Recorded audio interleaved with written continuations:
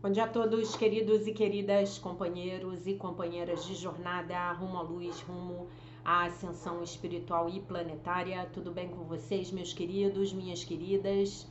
Então, hoje é terça-feira, dia 27 de maio de 2025, e nós vamos juntos dar continuidade à nossa jornada 2025, uma nova escolha, através dos ensinamentos de um curso em milagres. Estamos hoje na lição de número 147, ainda na nossa quarta revisão, e essa lição declara: minha mente contém só o que eu penso com Deus, que é o pensamento central da nossa quarta revisão. Revisamos as lições 133 e 134. Não darei valor àquilo que não tem valor, que eu percebo o perdão tal como é. Não darei valor àquilo que não tem valor, que eu percebo o perdão tal como é. Minha mente contém só o que eu penso com Deus. Então, a gente tem que fazer a prática da revisão usando essas três frases, né? Passamos, então, para a leitura do texto do dia 27 de maio, do livro de Melody Beattie, A Linguagem da Liberdade. Fazendo escolhas é o texto do dia de hoje. Nós temos escolhas, mais escolhas do que nos permitimos ver. Podemos sentirmos presos em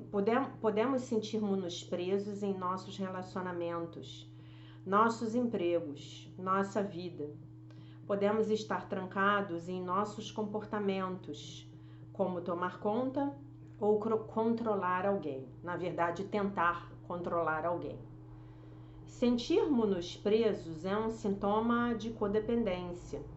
Quando nos ouvimos dizendo: tenho de tomar conta dessa pessoa, tenho de concordar, tenho de tentar controlar essa pessoa, tenho de comportar-me assim, pensar assim, sentir assim, podemos ter certeza de que estamos escolhendo não ver as escolhas. A sensação de estar presos é uma ilusão. Não somos controlados por circunstâncias, por nosso passado, pelas expectativas dos outros ou pelas expectativas não saudáveis para com nós mesmos. Podemos escolher o que é bom para nós, sem culpa. Nós temos opções. Recuperarmos-nos não é nos comportarmos perfeitamente ou de acordo com as regras de outras pessoas. Mais do que isso, recuperarmos-nos é conscientizarmos-nos de que temos escolhas e proporcionarmos-nos a liberdade de escolher. Hoje abrirei o meu pensamento e a mim mesmo para as escolhas disponíveis.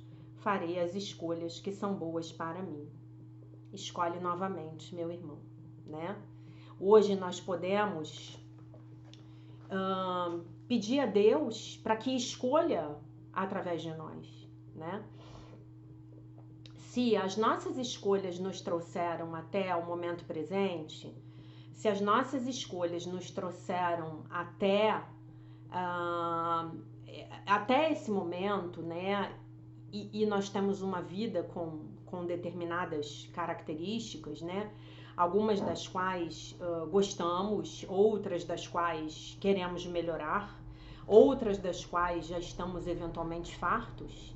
Então nós sabemos, porque estamos estudando um curso em milagres, que nós podemos escolher novamente. Então, se você estiver em dúvida com relação ao seu próximo passo, você pode orar e pedir a Deus para te orientar. Se você estiver em dúvida com relação ao seu próximo passo, você pode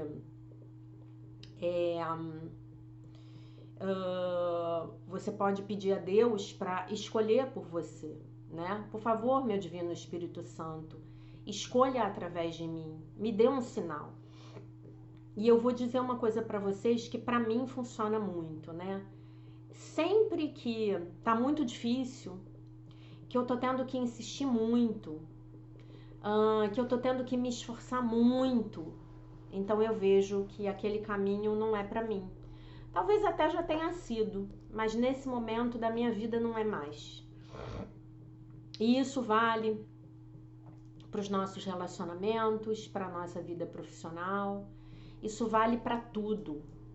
Observe o que está chegando para a sua vida espontaneamente, né? Coisas boas acontecem nas nossas vidas. Nós atraímos coisas boas, né?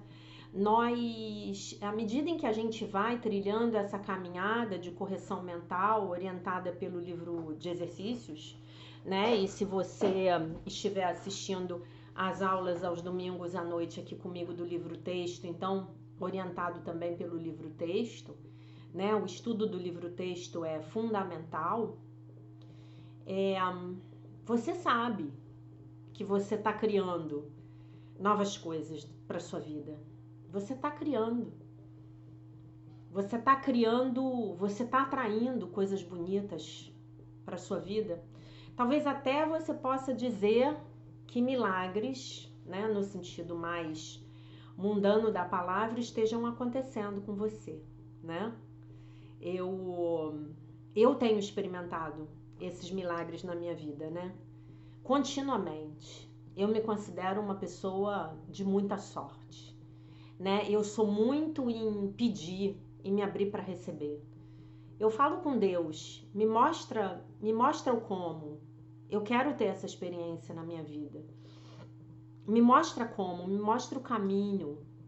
Me diz o que eu ainda não aprendi, qual foi a virtude que eu ainda não desenvolvi, né? E ontem, eu não sei se foi, acho que foi ontem, né? Eu tava na academia fazendo a minha bike, que eu adoro, tava lá suando e me deu uma intuição a meu respeito, sabe? Tão clara, de coisas que eu ainda preciso,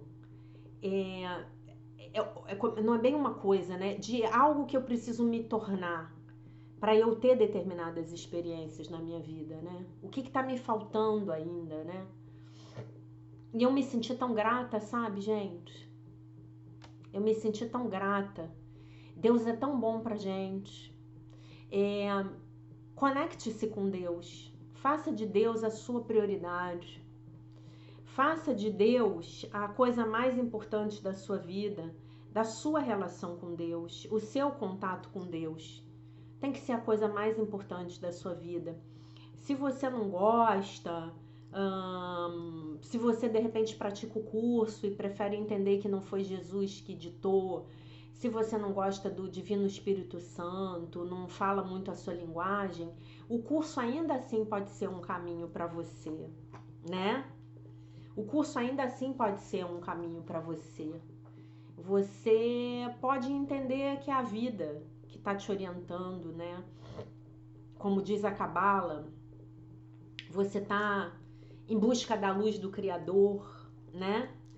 Para mim isso nunca foi um problema, né? Eu sempre, desde que eu peguei o livro pela primeira vez, eu senti muito claramente a presença de Jesus, né? Para mim isso nunca foi um dilema. Ai, será que foi? Será que não foi? E também nunca foi um problema, porque Jesus sempre foi um mestre muito próximo de mim, né? Teve uma época da minha vida que eu me aproximei dos mestres do Oriente. Tive uma relação muito próxima, de muita devoção ao mestre Babaji, né? Que Paramahansa Yogananda descreve no livro dele, Autobiografia de um Yogi, e em outros livros que ele escreveu, né? Eu recebi muitas graças na minha vida a partir do meu contato com o mestre Babaji, né? E depois voltei completamente para o meu contato com Jesus, mas o meu porta-retrato ainda tá lá, né? Ainda tem no meu altar. Eu tenho uma foto de Jesus com Saint Germain, eu tenho uma foto de Babaji, eu tenho uma foto de Shri Shri Ravi Shankar, né? Eu tenho uma imagem de Virgem Maria. Meus mestres estão todos no meu altar, né? E, enfim, se aproxime de Deus do jeito que fizer sentido para você, né? Mas se lembre de que é esse poder maior que, agindo através de você, vai curar a sua vida, vai transformar os seus dias, vai trazer a você paz, alegria, né? sabedoria, vai orientar você, né? Saiba disso, né? Nós estamos numa jornada cujo título, cujo nome é Uma Nova Escolha. Nesse ano estamos querendo escolher a vida de felicidade perfeita que Deus quer para nós, né? Então, lembrarmos-nos de que temos escolhas verdadeiramente é muito importante. Porque às vezes nós ficamos tão mal, nós entramos tanto na escuridão do ego, né?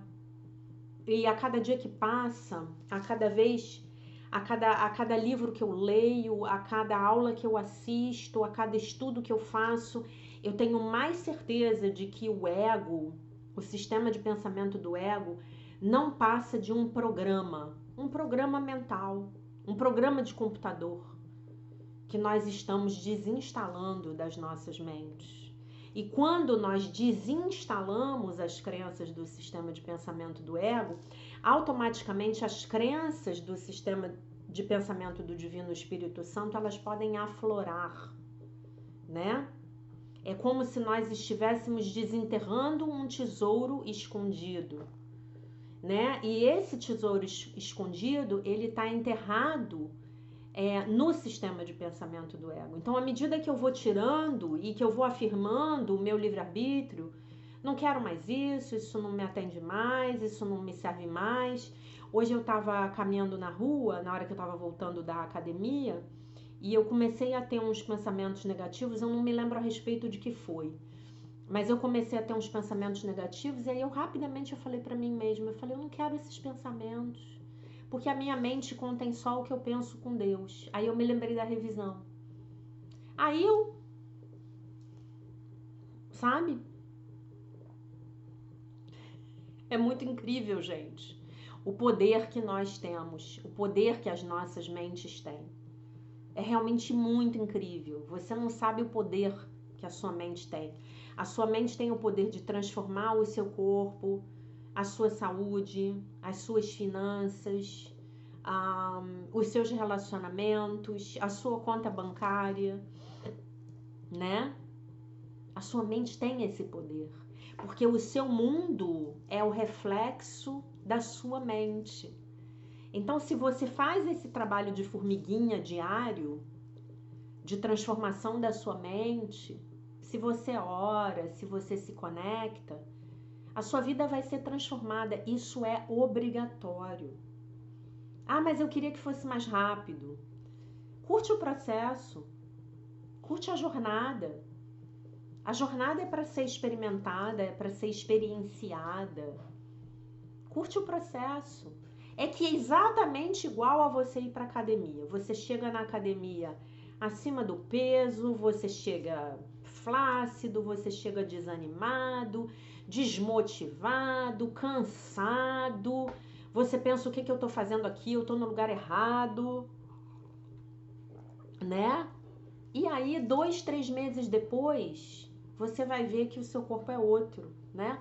Eu me lembro que quando eu comecei a fazer, que eu fui fazer o curso da Arte de Viver, foi em 2012, foi no início de 2012, eu já contei essa história pra vocês.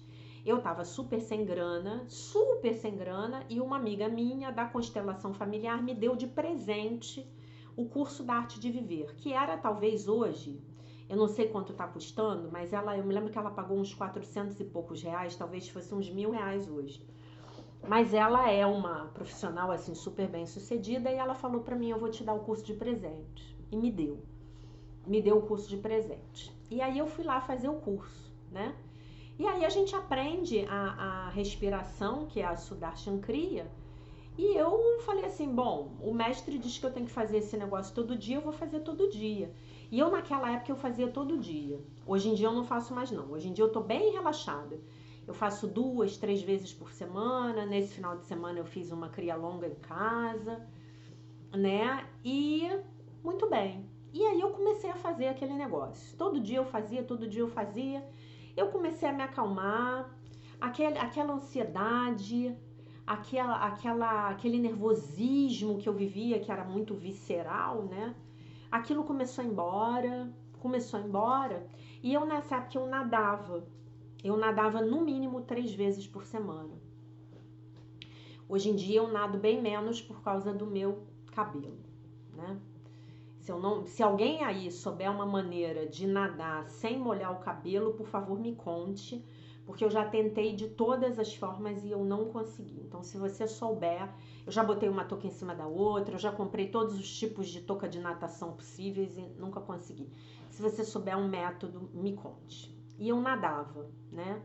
E aí eu comecei a ver que depois de fazer o exercício da Sudarshan Kriya, é um exercício de respiração, ou um pranayama, como a gente chama na yoga. Eu comecei a ver que eu comecei a ter muito mais fôlego. Eu não me cansava. Eu tinha muito mais fôlego. Eu nadava muito mais rápido. Sabe? Isso começou a ficar visível. E aí eu tomei uma decisão. Eu tomei a decisão de que eu ia começar a ir para o meu trabalho de metrô.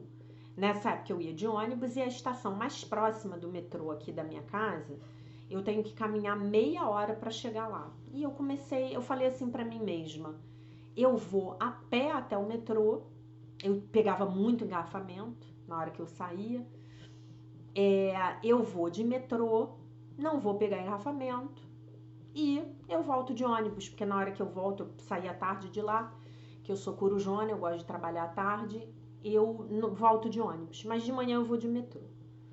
Gente, eu comecei a fazer aquilo e eu não me cansava, e eu me sentia ótima, e foi um tempo maravilhoso.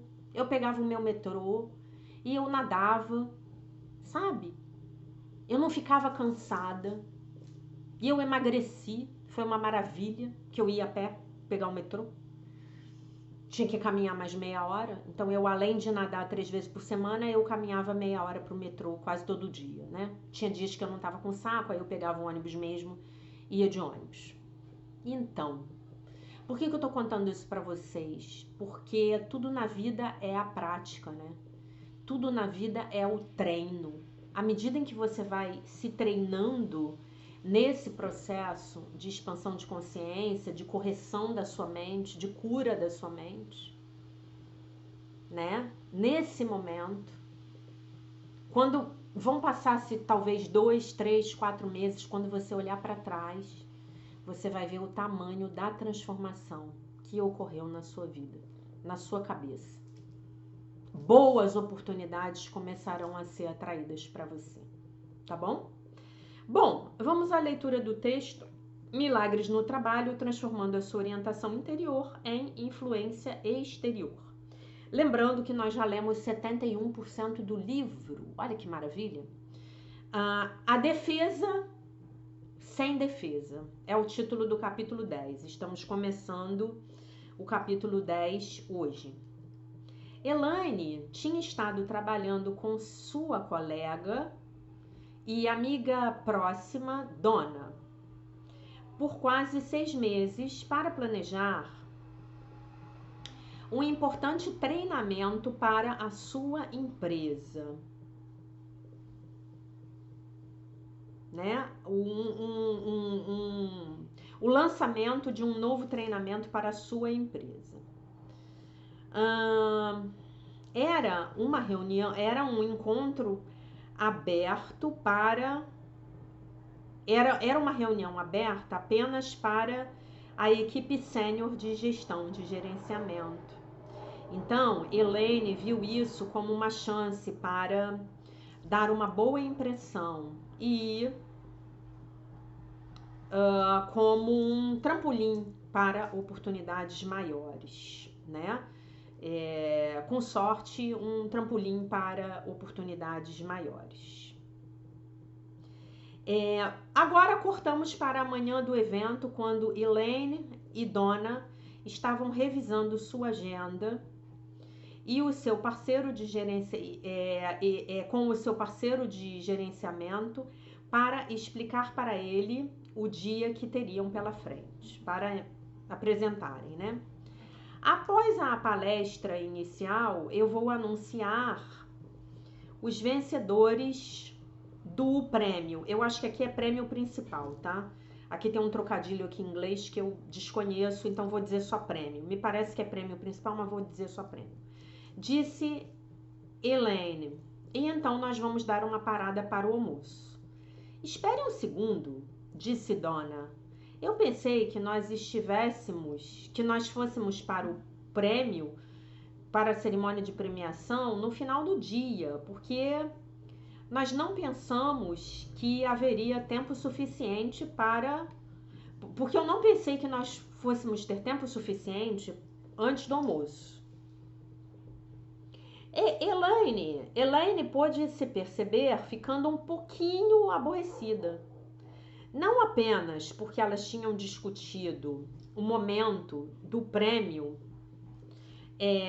no mínimo por 2 vezes antes, mas também porque ela se sentiu, digamos assim, não é bem acusada, né? Mas ela se sentiu desconfortável porque a outra discordou dela em frente ao supervisor de ambas, que agora estava olhando para elas com um olhar de confusão. O que Elaine não sabia naquele momento é que essa seria apenas a primeira de muitos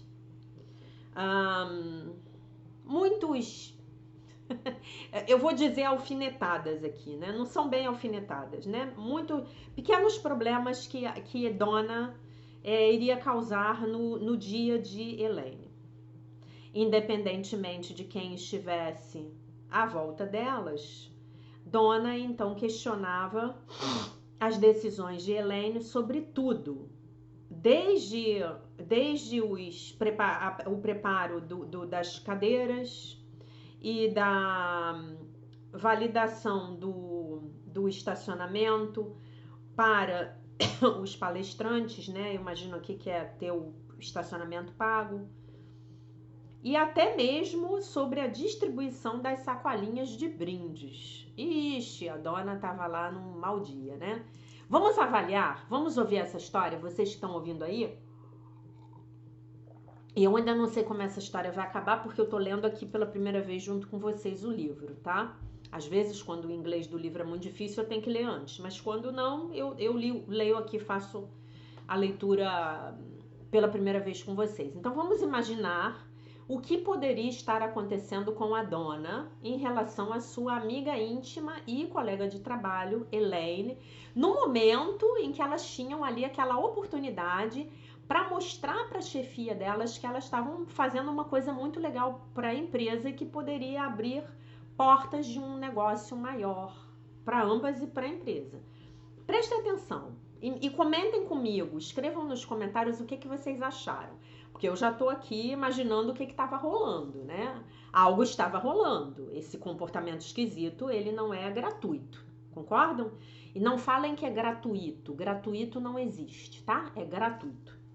Muito bem. Elaine... Não, peraí. Parecia que nenhum problema parecia ser grande demais ou pequeno demais para as críticas de Donna com relação a tudo que a Elaine estava fazendo. Elaine estava surpresa e desapontada com esse comportamento, porque acreditava que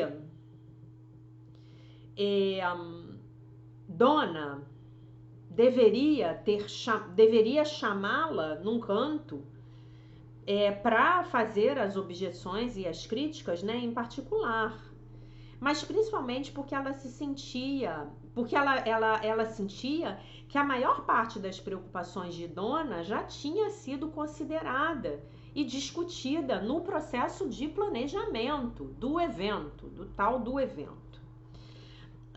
Isso não apenas consumia o tempo, porque elas tinham que voltar e discutir de novo os mesmos assuntos, mas Elaine fez com que ambas, as duas, parecessem despreparadas e não profissionais. Eventualmente, com cerca de 6 horas no evento, o último pingo de paciência de Elaine se esgotou. Ok?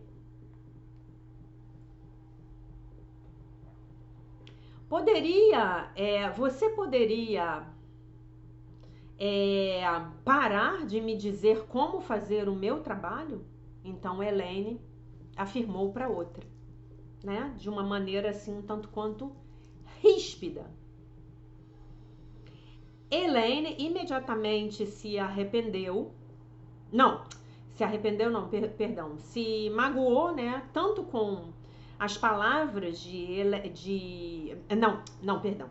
Elaine imediatamente se arrependeu tanto de suas palavras quanto de seu tom. Mas, no momento em que ela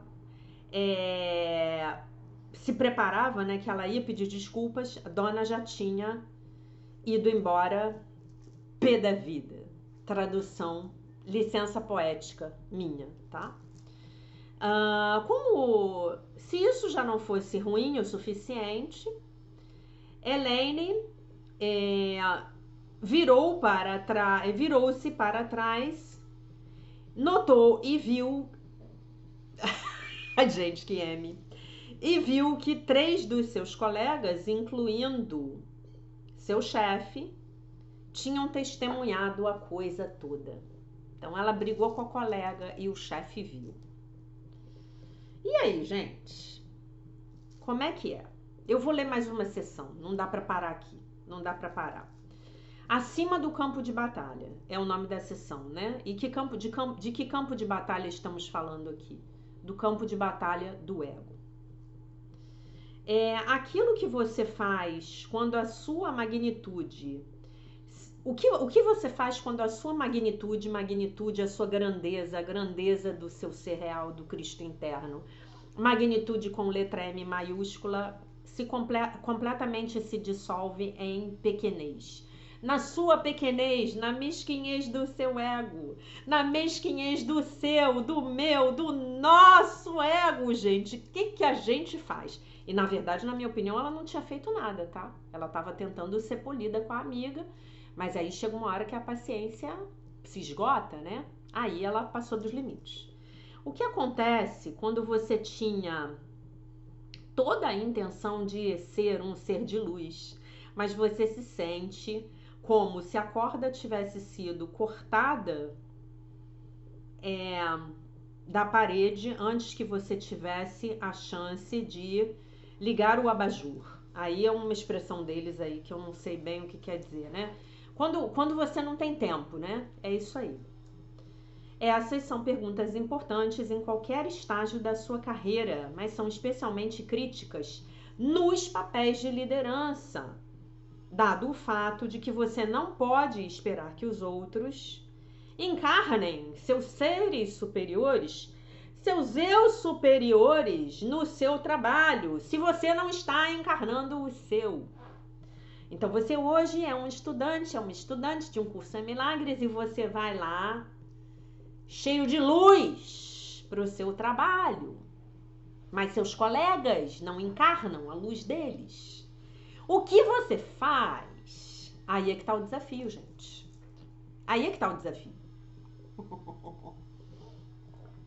O desafio, definitivamente,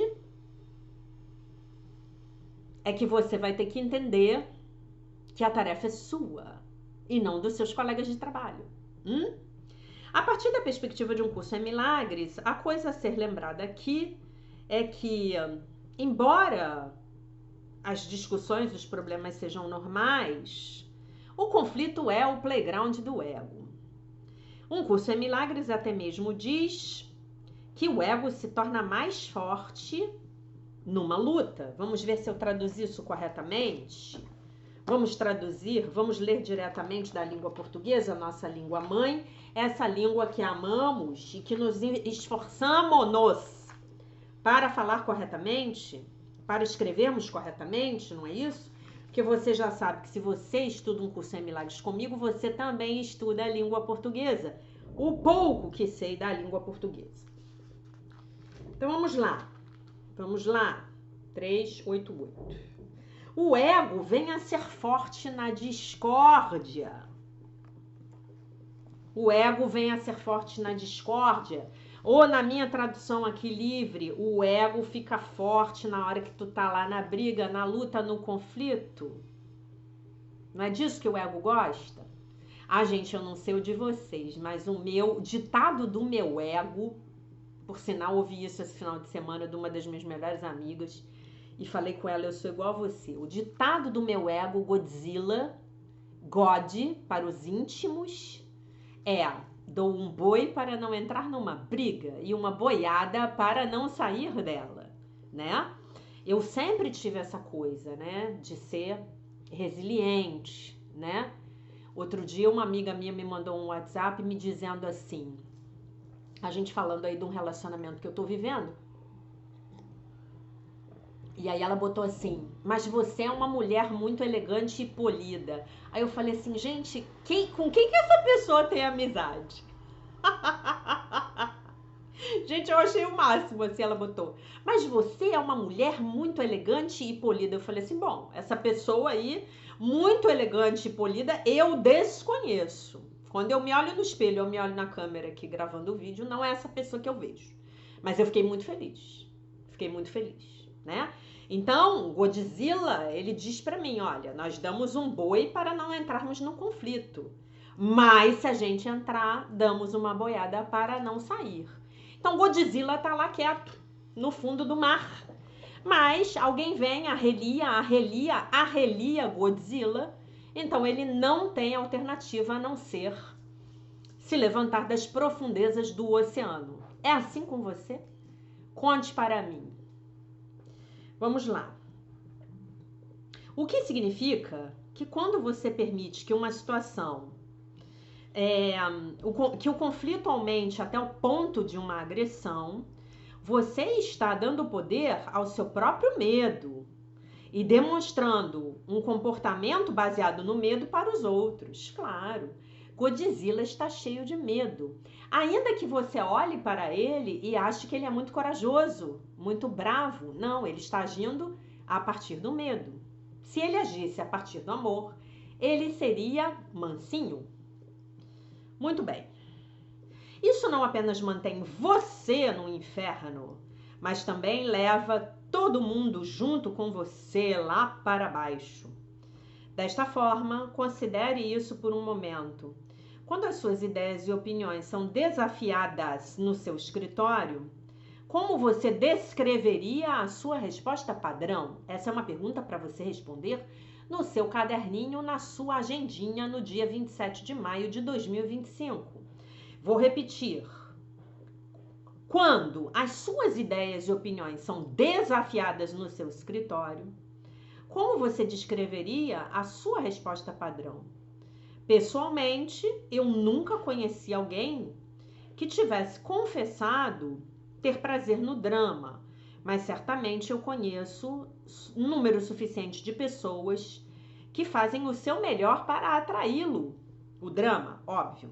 Também conheço pessoas, eu mesma incluída algumas vezes, ela está falando de si mesma, ela, autora do texto, que assim como Elaine, no sentido de que não buscam esse atrito, mas podem ser pegas na isca desse atrito, no mínimo, tem o potencial para fazer com que uma situação seja pior do que ela precisa ser. Todos nós estamos aqui, né, gente? Não pensem vocês que eu não tô aqui não, tá? Porque eu tô, tá? Humana, normal. Ó, minha gata me arranhou hoje, ó. Ó o que ela fez comigo na minha mão, ó. Sangue, igualzinho. Gente que nem todo mundo, tá? Naturalmente, há muitas abordagens diferentes para gerenciar um conflito no trabalho. E por anos, eu tenho oferecido um aconselhamento cheio de significado a respeito das melhores a serem escolhidas. Dependendo da situação, nos é dito que recuemos e que economizemos as nossas balas para lutas mais significativas. Ou então, nos é dito para nos acomodarmos, ou então nos é dito para dobrarmos a aposta.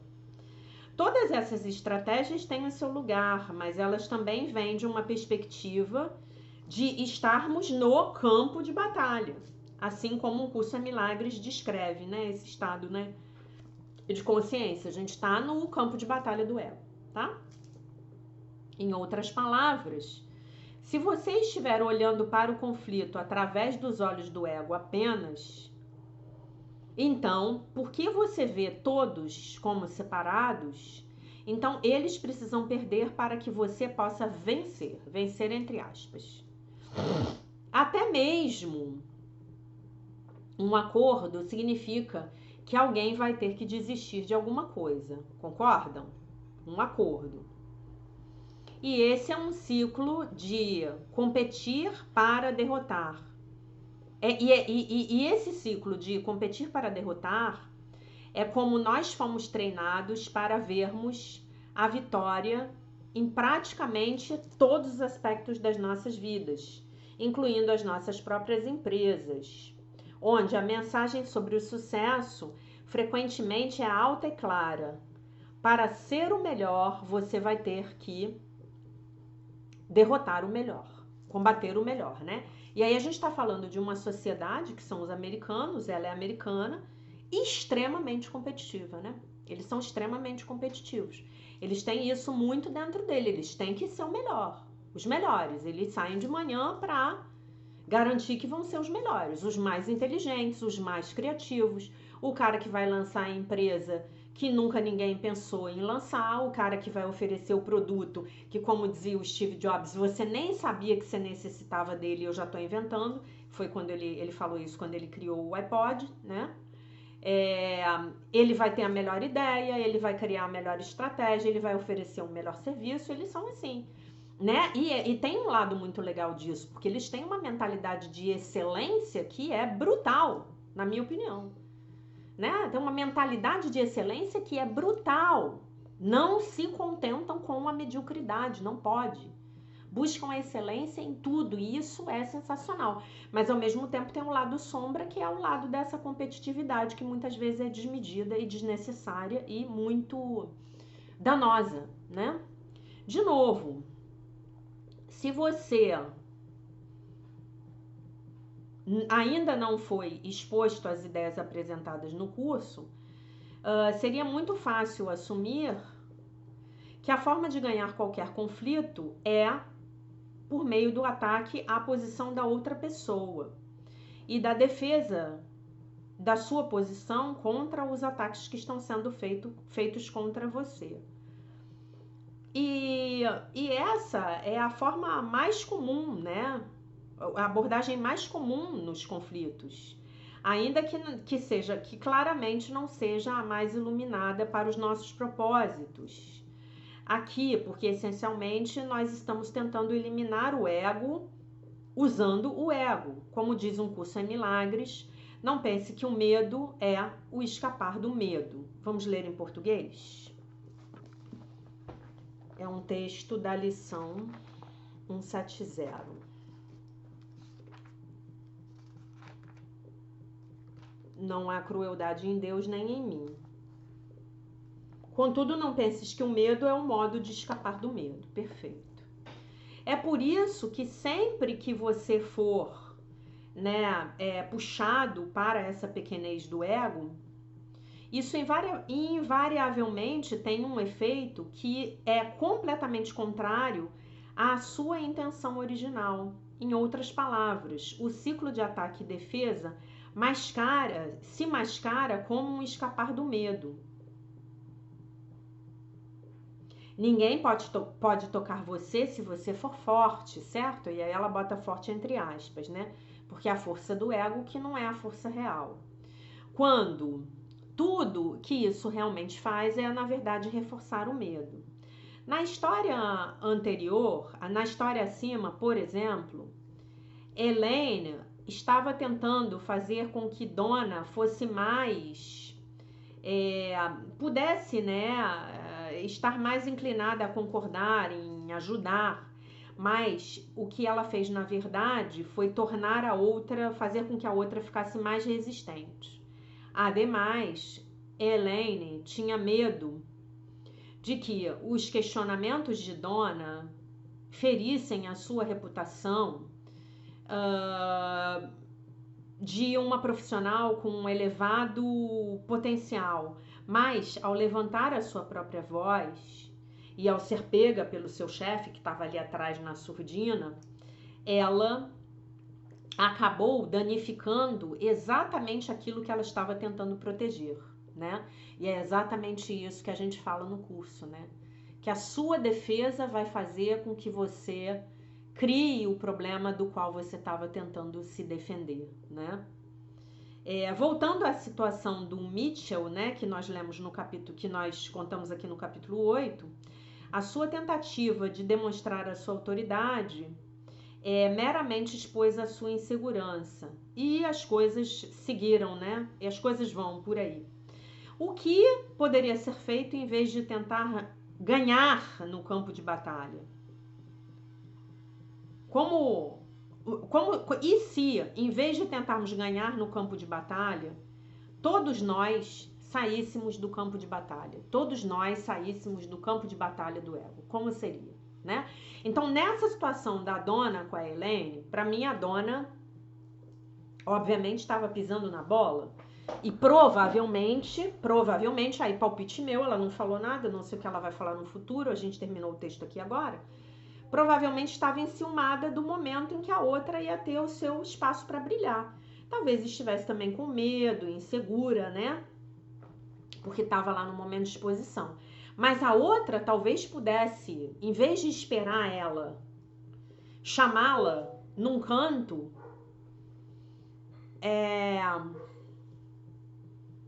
ela poderia ter então chamado a Donna num canto e falado: o que está acontecendo?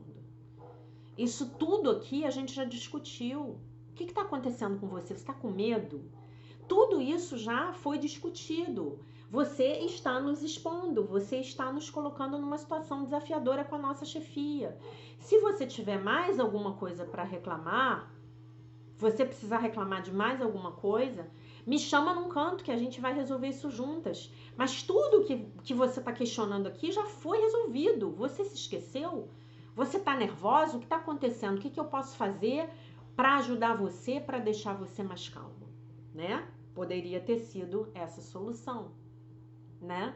Mas enfim, são os nossos desafios, né? Então a gente vai continuar essa história amanhã. Hoje, lição 147, minha mente contém só o que eu penso com Deus. Não darei valor àquilo que não tem valor e que eu percebo o perdão tal como é, tá? Minha mente contém só o que eu penso com Deus, não darei valor àquilo que não tem valor, que eu percebo o perdão tal como é. E aí, gente, eu acho que talvez, pra gente sair dessa nossa tendência a reagir, né? Nós estamos sempre reagindo e não agindo. A reação vem do ego. Talvez a solução seja a gente não levar para o lado pessoal o que o outro está fazendo. Provavelmente ela já estava levando para o lado pessoal as atitudes da outra. Justificável, a outra estava ali fazendo um papel deplorável. Mas e se ela não tivesse levado para o lado pessoal? O conselho lá do Dom Miguel Ruiz nos 4 compromissos, né? Naira até comentou comigo no vídeo de ontem que tá relendo, maravilhoso. E se eu entender assim, não é comigo, talvez ela esteja muito nervosa, simplesmente porque a gente está no dia de apresentar o evento para o público. Se ela não tivesse levado para o lado pessoal, se ela não tivesse tirado conclusões a respeito da colega, se ela não tivesse feito julgamentos e tivesse chamado a outra, ou de repente ela poderia ter dito para outra assim: olha, eu tô sentindo que você tá muito nervosa. Então por que você não vai lá, toma um suco, dá uma caminhada em volta do prédio, deixa essa energia sair, depois você volta. Tá tudo sob controle, tá tudo dando certo. Nós combinamos tudo antes, lembra? Fica tranquilo, o que está acontecendo com você? Você teve algum problema pessoal? Sei lá. Vai ver que na noite anterior ela tinha brigado com o marido. E o marido falou para ela que ia dar tudo errado? Não sei. Mas aí, por que eu tô falando isso para vocês? Porque nós desarmamos os nossos mecanismos egóicos dentro. Por que eu tô levando isso pro lado pessoal? Por que eu tô achando que essa pessoa tá fazendo algo contra mim? Uma frase que eu sempre me lembro quando eu tenho conflitos no trabalho eu aprendi isso não sei com quem. Tanto mestre espiritual que já passou na minha vida. Nunca ninguém está fazendo nada contra você. As pessoas estão sempre fazendo algo a favor de si mesmas, nem que seja para se protegerem. Aprendam isso. As pessoas nunca estão fazendo nada contra nós. Elas estão fazendo algo a favor de si mesmas. Às vezes elas estão te atacando, mas porque elas, num mecanismo neurótico, estão entendendo que estão se protegendo.